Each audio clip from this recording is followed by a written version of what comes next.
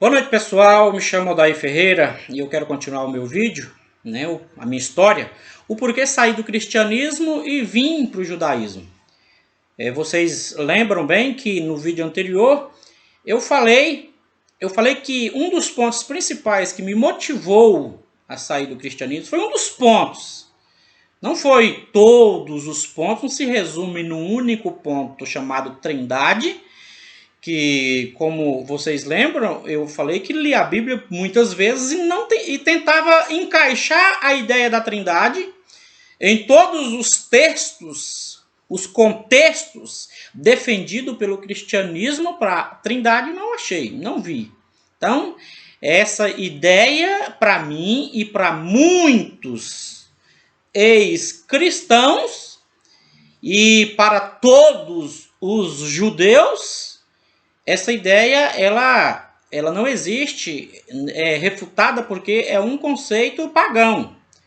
Por que eu digo que é um conceito pagão? Porque nasceu no primeiro concílio de Nicéia, há aproximadamente 400 anos, para ser mais exato, conforme a teologia contemporânea, a história da igreja, nasceu no ano 325 da Era Comum, quando houve-se uma reunião que trouxe o nome de primeiro concílio, o Concílio de Nicéia, para ser mais exato. Então, no Concílio de Nicéia, vocês vão de concordar comigo, se vocês conhecem a história de Constantino, vocês vão observar que Constantino, ele estava por trás, ele que regeu esse concílio. Constantino foi um imperador pagão, um imperador romano. E por que ele era um imperador pagão? É porque o Constantino, ele adorava o Deus Sol. Ele trouxe para dentro da igreja, para este concílio, certos conceitos e, inclusive, um dos principais conceitos a ser consagrado neste concílio de Nicéia foi a ideia da Trindade. Por que a ideia da Trindade? É porque ele já trazia e eles tinham conhecimento de todo o berço do paganismo desde o princípio.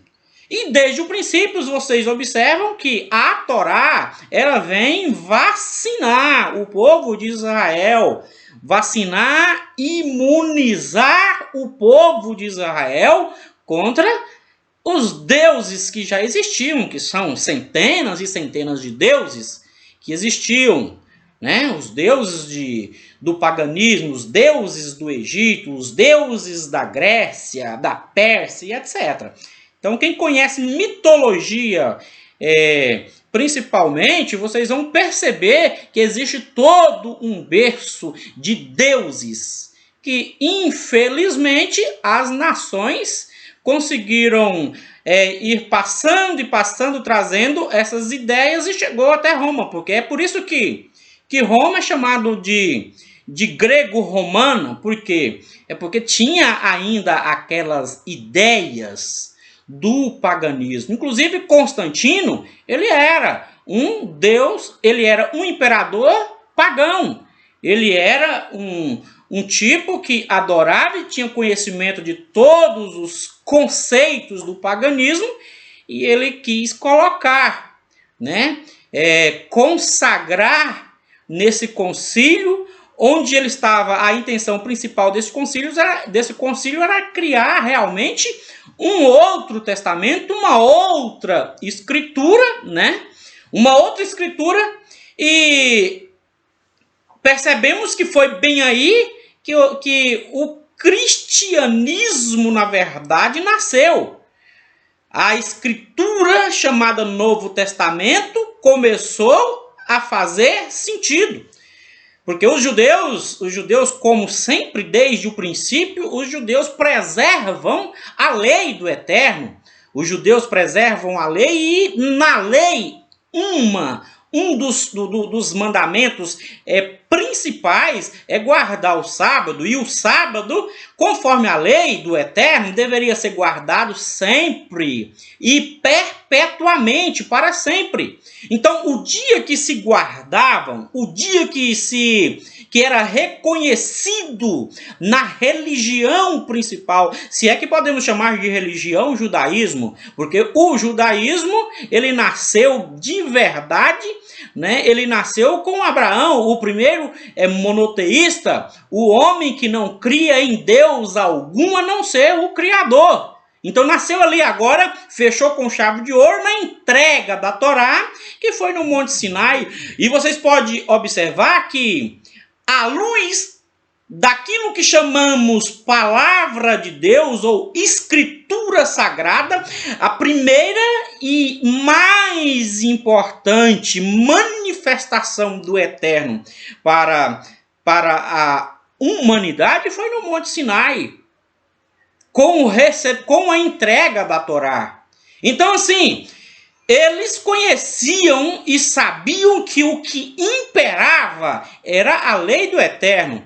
Agora, no primeiro concílio de Nicéia, ali foi uma reunião premeditada, bem projetada, organizada, com o propósito, o intento de criar uma outra escritura. E o que eles fizeram? Aconteceu o primeiro concílio de Nicéia, onde muitas coisas eles trataram, inclusive a ideia de mais Deus. Não só o único Deus, o Deus de Abraão, de Isaac, de Jacó, o único, não só ele, mas por que não mais? Ou porque eles já vinham com essa crença, que veio passando e passando, você entendeu? E chamamos de paganismo. Então, assim, lá no concílio de Nicéia, também não nasceu somente a ideia da Trindade, como fizeram uma escritura usando o pretexto de que essa escritura fosse ou seriam inspirada por Deus. E se vocês observar em um texto, em um versículo das cartas do apóstolo São Paulo, ele diz no capítulo 3 e verso 16 de 1 Timóteo, ele diz que toda a escritura é inspirada por Deus e apta para ensinar, para corrigir, para redarguir, para fazer, sabe, qualquer coisa, direcionar, etc, etc. Então, o que eu quero grifar nesse texto do apóstolo Paulo de 1 Timóteo 3 e 16 é que toda a escritura é inspirada por Deus. Agora eu pergunto para você, se o Novo Testamento é considerado pelos cristãos no Novo Testamento, essa palavra aí, inspirada por Deus, fala muito.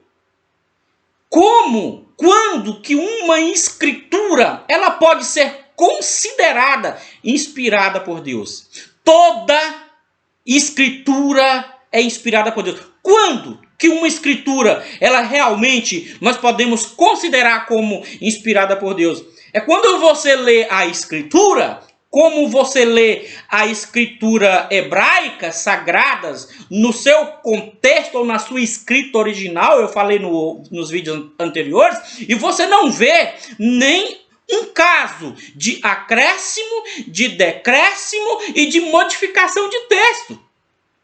Isso é de praxe. Se você lê a escritura mesmo, no seu contexto original, sem ter sofrido nenhuma tradução, você vai perceber que as escrituras hebraicas, ela pode sim ser chamada de inspirada por Deus, como realmente ela foi inspirada por Deus.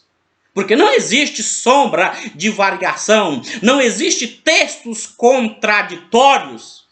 E o que eu estou falando aqui, com muita firmeza e muita segurança. Você sabe por quê? Porque o Novo Testamento, a escritura considerada pelos cristãos de inspirada por Deus, de toda inspirada por Deus, ela é cheia de tropeços. Agora, meus amigos, É como diz um rabino que, além de ser um rabino judeu, um rabino que clareia a lei do Eterno, a Torá, que propaga a Torá com muita precisão nos seus canais, tanto no Facebook, YouTube, etc. Ele dá a cara para bater e ele, na sua propagação, mostrando a veracidade da Torá, além disso tudo, além de eu considerar ele como um orientador meu, eu também considero ele como um amigo pessoal, como também considero alguns dos nossos rabinos, em especial, um dos nossos líderes, ou o líder por excelência, né, da nossa categoria Bnei Noah, é o Rabino Yaakov.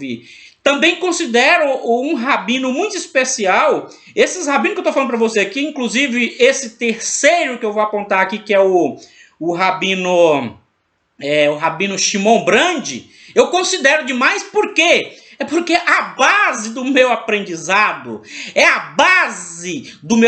o que firma essa decisão de sair da idolatria, sair do cristianismo. E olha que eu estou falando isso sem querer te ofender, por favor. Isso aqui o que eu estou falando aqui, vocês podem pesquisar, vocês podem ir atrás por conta própria, como diz os nossos rabinos. Não precisa acreditar em nós, não precisa acreditar nos rabinos que propaga a Torá, não precisa. Vai atrás, vai fundo, não precisa acreditar no que eu estou falando aqui. O que eu estou falando aqui, eu descobri mediante estudo e com a sua própria escritura. A escritura é chamada Novo Testamento. Agora, existe uma matéria na teologia contemporânea que diz, é chamada de hermenêutica bíblica, que diz que a escritura é sua própria interpretação, ou seja, a escritura por si só se interpreta.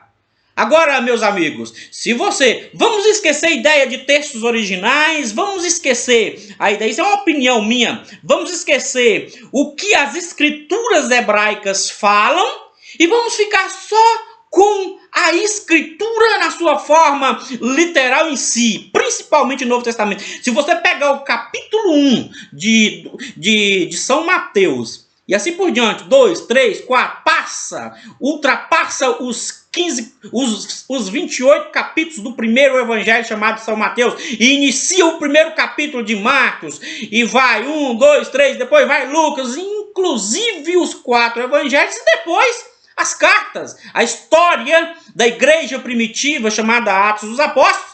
Você vai ver que para cada capítulo existe não somente uma contradição, um texto que te diz, que se contradiz, que choca e que causa uma certa confusão na cabeça dos estudiosos, dos leitores.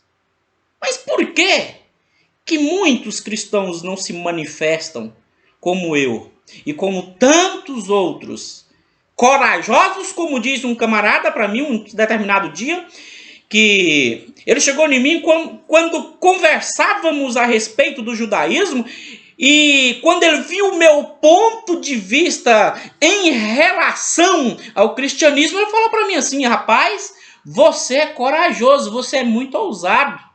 Depois eu volto para falar com você e não voltou mais. Mas a questão é a veracidade na história. Será que há veracidade na escritura sagrada chamada Novo Testamento?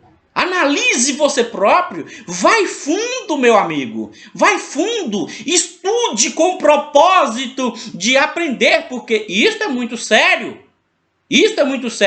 Você analisa o capítulo 1 de São Mateus, você vai ver que no capítulo 1 de São Mateus, que fala a respeito do nascimento de Jesus, você vai ver ali uma concepção virginal, E, ao mesmo tempo que diz que o nascimento daquele que é a credibilidade de todo o cristianismo, aquele que dá a figura principal, que dá credibilidade para aquilo que chamam de Novo Testamento, de Nova Aliança, é inspirado em um texto lá nos profetas.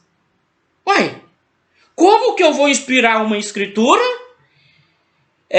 A mesma escritura mais à frente vai dizer que toda a lei foi abolida, a lei e os profetas foram até João Batista, e eu vou usar um texto para considerar ele como escritura inspirada por Deus, em um texto que já foi abolido. Começa as contradições por aí, começa a confusão por aí, sem contar que, se você ver o capítulo 1 de São Mateus, onde narra a história do nascimento de Jesus, capítulo 1, 22 e 23, você vai ver lá desse jeito. Eu tenho na cabeça, mas você pode acompanhar na sua Bíblia, porque é só Bíblia. É só Bíblia, é só Escritura. Se a Escritura hoje, o Novo Testamento, é o único fato, é a única prova que prova aquilo que está escrito, não existe fatos históricos para comprovar na íntegra o que a Escritura está dizendo. A Escritura, o único texto, a única prova para provar aquilo é o que você está lendo. Mas, só que usa um texto de Isaías, quando diz cá, no capítulo 1 e verso 22, dizendo que tudo isso aconteceu para que se cumprisse a palavra do profeta Isaías 7,14. Isaías 7,14.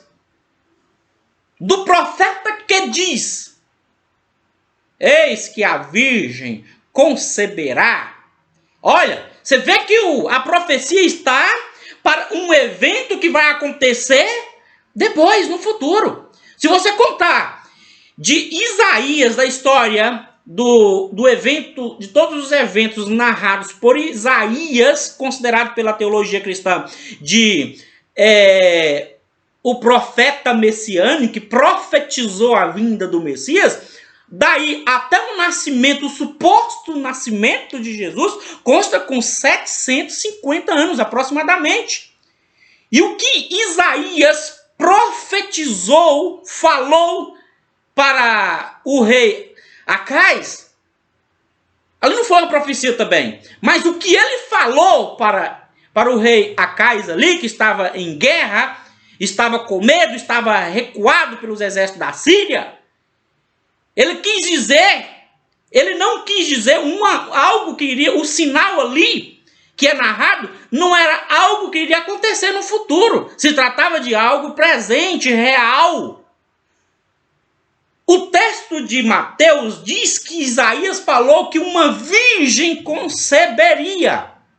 Só que se você for para a escritura original, a Sagrada Escritura hebraica, você vai ver que o evento ali era presente, era no real, a situação ali era real. Não era algo que estava se tratando de um acontecimento futuro, era real. Quando ele diz, eis que a virgem conceberá, essa escritura, esse termo você só vai ver na Bíblia de conceito cristão. Mas se você for ver na Bíblia hebraica, você vai ver que a palavra não é virgem.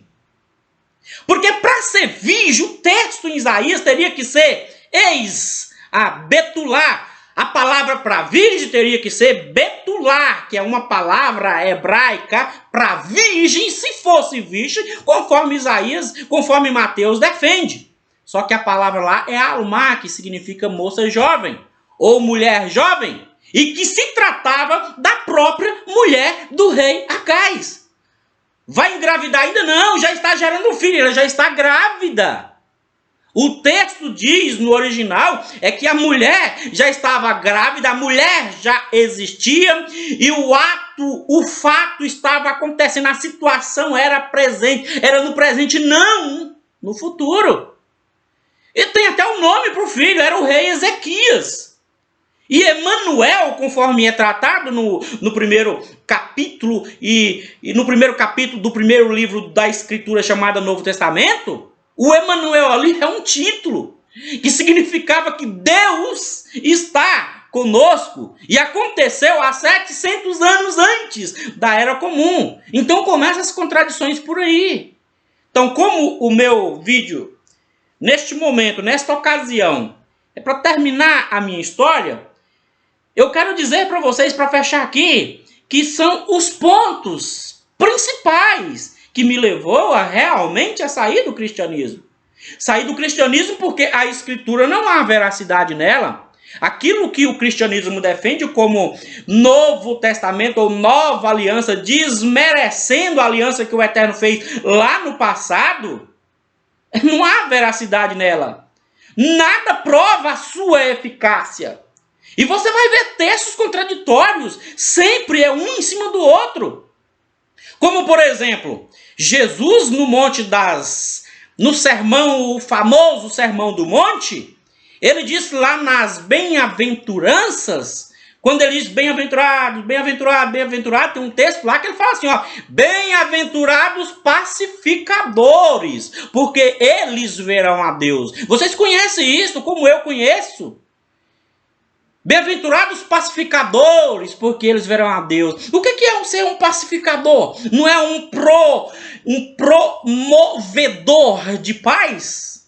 Isso que é um pacificador. Aquele que promove a paz, aquele que apregoa a paz. Mas o livro é tão contraditório entre os seus personagens que o mesmo Jesus, que disse que os pacificadores seriam bem-aventurados, ele mesmo disse que não veio para trazer a paz, no capítulo 10, 34 ao 16, do mesmo livro de São Mateus. O mesmo Jesus falou, aquele que diz bem-aventurados pacificadores, o mesmo Jesus falou logo mais adiante, no capítulo 5, e no capítulo 10, e o verso 34, 36, por aí vocês vão perceber que ele disse assim, olha, ele falando abertamente, não cuideis que eu vim trazer a paz, mas a espada. E em nome de Jesus, e em nome do Novo Testamento, em nome de toda essa história que o cristianismo conhece, quantas guerras, quantos problemas, quantas situações que roubaram não só a paz das pessoas, como também as suas próprias vidas. Sem contar que quantas pessoas vivem no engano por causa dessa escritura. A escritura não é inspirada por Deus? Jamais Deus iria inspirar algo para trazer tanta situação de guerra, tanta confusão na cabeça, que eu acho que o problema principal, sabe, na vida do ser humano, é a confusão na cabeça, é a enganação, você viver enganado. Olha, meus amigos, eu fiquei 28, 29 anos exato no cristianismo e li muito a Bíblia, só que eu ficava incomodado com os textos. Hoje eu estou abertamente, porque graças ao Eterno e graças a esses judeus que são taxados por muitos cristãos como a escória do mundo, graças a esses judeus que preservam as escrituras originais, que têm suas cópias guardadas, resguardadas, graças a esses judeus, eu estou hoje no judaísmo e de vento em popa. Eu aconselho vocês a estudar, não acredite em mim, pesquise, como diz o meu amigo Dorleon Attar. Acesse lá no Google, no YouTube, Dorleon Attar, o Rabino Dorleon Attar, Shimon Brand, Yaakov. Acesse esses nomes lá e aprendam com eles como eu estou aprendendo. Ok? Muito obrigado. Eu termino aqui a minha história e logo mais para frente estarei ainda postando vídeos dessa natureza de contradições, mostrando a veracidade das escrituras sagradas hebraicas. Obrigado, tenha uma boa noite.